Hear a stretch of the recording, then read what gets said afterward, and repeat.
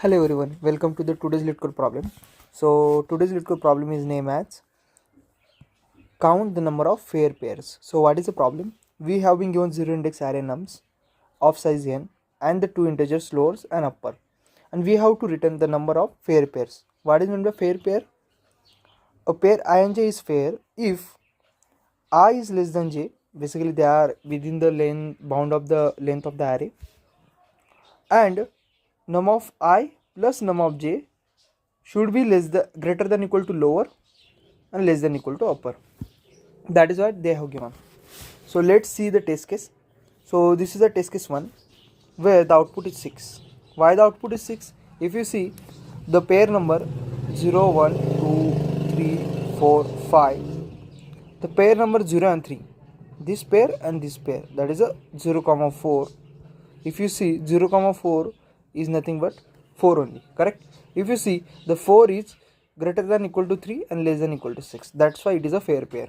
Another pair is a 0, 4, that is a 0, again 4, which is again addition is 4, so of course it is valid pair. 0, 5, so which is again 0, 5 means again the 5, which is again the valid sum which is lying between lower and upper. Same with 1, 3, so this is the 1 and this third index is 4, so 1, 4 is 5, which is a valid. 1, 4, again 1, 4, which is a valid. 1, 5, that is 1, 5, which is again valid because 6 is lying in between lower and upper range. That's why the output is a 6 for this. If you see for other num of this array where lower and upper is 11, there is only one pair, that is a 9 and 2. 9 plus 2, 11, so 11 is lying in between, but rest of the pairs are not forming because if I try 7, 9, which is 16, which is greater than upper bound, so it is not valid. If I say for 5, 7, if you see that is somewhere around 12, which is again not valid, right, because it is greater than upper bound. So this is our goal and we have to return the number of pairs. If you see the time constraint, we have given 10⁵. It means that we have to solve this problem in big of n or big of n log n.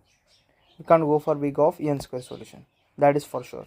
So I would say let's see what is the question is given to us and let's try to solve it. So what I will do, I will take the same example 0, 1, 7 here, 0, 1, 7, 4, 4, 5. What is lower? Lower is given to us is a 3 and upper is given to us to the 6. Now if you see, I am considering this is the element which is a part of my pair. For example, if I have the pair of I and j, I know that this one for each element at each iteration I am saying this is my valid one of the element of the pair. So if 1 is my fixed element, then what is remaining? J, correct? So now your task is to find a j, valid j basically, which will lie in this range after addition. Okay, so for this j, what is the formula of pair? Fair pair. Num of I plus num of j is less than equal to upper. So if this is my formula where I have fixed my num of I, for example this is the 1, so I know what is the num of I now. I know num of I plus num of j. This is my goal to find the num of j, and this should be greater than equal to lower and this should be less than equal to upper. That I know. One thing I know the num of I. I just want to find the num of j. So if I know the num of I, what is the num of I? What I can do? I can just say lower minus num of I less than equal to num of j less than equal to upper minus num of I. Why I am doing it? Because I know the num of I. So I can subtract from lower and upper, right? So I can get a new lower, I can get a new upper, and I will try to find all the num of j in this given array who are lying in between this range. So if I know my num of I is 1, so what is my lower? My lower is given 3, so 3 minus 1 is greater than equal to num of j, considering x for now is greater than equal to 6 minus 1. It means that for valid num of j should be lie in between 2 to 5, my bad, 2 to 5. Then only it will form the valid fair pair with 1. Because if you see 1 plus 2, that is a 3. 1 plus 5, that is a 6. If you take any element in between this range, let's say 4. So 4 plus 1, that is a 5, which is again valid, correct? So my goal is that fix the num of I at every time and find the range for num of j and try to find all elements within that range. So if it is coming within the range and if it is coming in sorted order, what is our goal? Our goal is that first sort this array, correct? What are the steps? Sort array. What is the second step? Fix the num of I. Fix the num of I means for every iteration I will have the current num of I. Then I will say find new range for num of j, correct? This is my goal. And fourth will be find start comma end to the right of I for num of j. What does this mean? I will tell you just a second. So I will take this array as it is, that is 0 comma 1 comma 7 4 comma 4 comma 5 4 comma 4 comma 5. What is our first goal? Sort the array. I will sort it. So after sorting, it will look something like this: 0 comma 1 comma 4 comma 4 comma 5. Now tell me, if 0 comma 1 is a valid pair, 4 comma 0 is also valid pair, right? Because both are sum is 4. But if you see, this is a duplicate pair, right? Only what I have done, I have just made the pair of 0 comma 4. I have made the vice versa like this, 4 comma 0. But I have to count it only once, correct? So if I want to count it only once, so I have to make sure that for every index I am finding the num of j to its right only. So whenever I am coming here, I will find the new num of j to its right only. If I found for whole array, I will try to go with this element as well, but when I was at 0, I have already counted the 0 comma 4, right? So I don't want, when I am at a 4, I don't want I should count the 0 again. That's why for every step I will just try to find the new num of j to its right of the array. Okay, so this is the point that I have discussed here in the fourth point. Now what I will do, I will try to iterate over this array now, right? I will try to iterate over this. Sorry, I forgot the 7. Correct, this is my 7. I will try to index this, that is 0 1 2 3 4 5. Now I am at the index 0 here. So if I am at index 0, my I is at 0. What is I now? My num of I is 0, correct? Num of I is 0. What will be my num of j range? My num of j range would be our formula, right? What was our formula? Lower minus num of I. What is our lower? 3. 3 minus 0. This is my one left range, and right range would be 6 minus 0. So I have to find all the num of j that are lying in between this range, 3 to its right. So basically I have to find all elements that are lying in this range, less than equal to, basically. So if you see, these elements 4 comma 4 comma 5 are in this range. It means that with 0 I can form the pair with 0 comma 4, this 4. I can form 0 comma 4 with this 4. I can form 0 comma 5 with this 5. It means 3 pairs. It means that if I anyhow find the indexes of start and end for this range, which I can find with the help of binary search. How I will do it? I will take this 3. I will go this array and I will ask, hey, start. Now my array I will search for in this space only from 1 to 5. So if I have any function binary search, for example, that is a function is my binary search, where I am giving the left and right range. My left range will be 1, from 1 to the length of array, that is 6. So I will just take 5 as indexing, and my target is a 3. So I just want to find the first index which is greater than or I would say which is basically greater than or equal to the 3 in this range 1 to 5. So that would be the 2 second index, correct? So my start is at second, and I will have second another function that is a func2, which will take again the range 1 comma 5 and target that is 6. I will try to find the last index in the array which is less than or equal to 6, correct?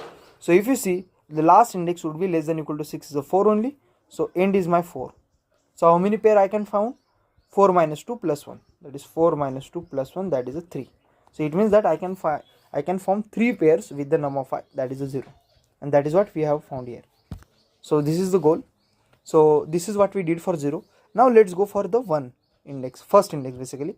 So I will just rub this. Now my I is at first index. What is my num of I know? My num of I is now not 0, my num of I is 1.